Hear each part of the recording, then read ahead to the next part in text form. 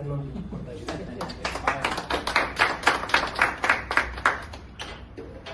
ಇವರಿಗೆ ಸನ್ಮಾನ ಮಾಡೋದ ಉದ್ದೇಶ ಸಮಾಜಕ್ಕೆ ಮಾಡಿದಂಥ ನಿಸ್ವಾರ್ಥ ಸೇವೆ.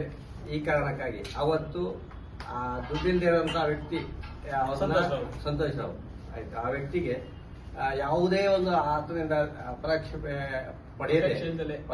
ಇಲ್ಲದೇನೆ ಅವರಿಗೆ ಕಾನೂನು ಮೂಲಕ ಸಲಹೆ ನೀಡಿ ಕಾನೂನಿನ ಪರಿಹಾರ ನೀಡಿ ಆತನನ್ನ ಬಿಡುಗಡೆ ಮಾಡಿಸಿದಂತ ಈ ನಿಸ್ವಾರ್ಥ ಸೇವೆ ಅಂತ ಈ ತರದ ವ್ಯಕ್ತಿ ಇವತ್ತು ಯಾರು ಬೇರೆಯವರಿಂದ ದುಡ್ಡು ಹೊಡ್ಕೊಂಡ್ ಬರೋದು ಅಂತ ಒಟ್ಟಿಗೆ ಹತ್ಯೆ ಮಾಡುವಂತ ಈ ಕಾಲದಲ್ಲಿ ನಿಸ್ವಾರ್ಥ ತನ್ನ ಕೈಯಿಂದಲೇ ಖರ್ಚು ಮಾಡಿಬಿಟ್ಟು ಅವ್ರನ್ನ ಬಿಡುಗಡೆ ಮಾಡಿದ್ದಾರೆ.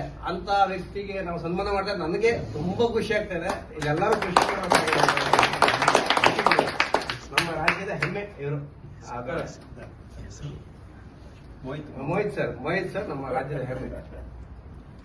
ಧನ್ಯವಾದಗಳು. ನಮ್ಮ ಪ್ರೀತಿ ನನ್ನ ಸೇವೆ ಅಂತ ಹೇಳಿರೋದಿಲ್ಲ, ನಮ್ಮ ವೃತ್ತಿಯಲ್ಲಿ ಏನೇನು ಆಗಿದೆಯೋ ಅದರ ಪ್ರಕಾರ ನಡ್ಕೊಂಡಿದ್ದೇನೆ ಅಷ್ಟೇ ಬಿಟ್ರೆ ನಂದು ಮಾತ್ರ ಅಲ್ಲ. ಇದ್ರ ನಡುವಲ್ಲಿ ನವೀನ್ ಕೂಡ ಇದ್ರು, ಸುಮಾರು ವರ್ಷ ಅವರು ನಮ್ಮ ಒಟ್ಟಿಗಿದ್ರು. ಅವರು ಕೂಡ ನಮ್ಮ ಜೊತೆಲಿ ಈ ಕೇಸಲ್ಲಿ ಇದ್ರು.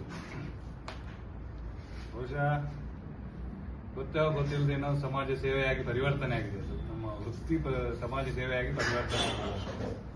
ನಿಮ್ಮ ಪ್ರೀತಿಗೆ ಚಿರುಣಿಯಾಗಿ ಇರ್ತೇನೆ. ಮುಂದೆ ಕೂಡ ಇಂಥ ಅವಕಾಶ ಬಂದರೆ ಖಂಡಿತ ಇಂಥ ಅವಕಾಶವನ್ನು ಬಿಟ್ಕೊಳ್ತೇನೆ.